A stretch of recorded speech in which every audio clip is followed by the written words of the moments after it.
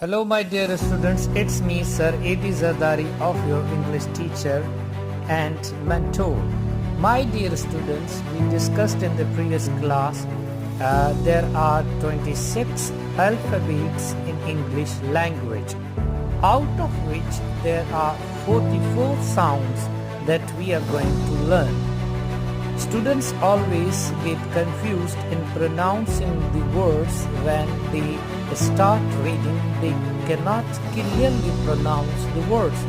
My dear students, I hope after learning these sessions or listening to my whole videos, you will definitely again pronounce the words in a better manner, correctly, accurately. So my dear students, if you want to make yourself native speaker,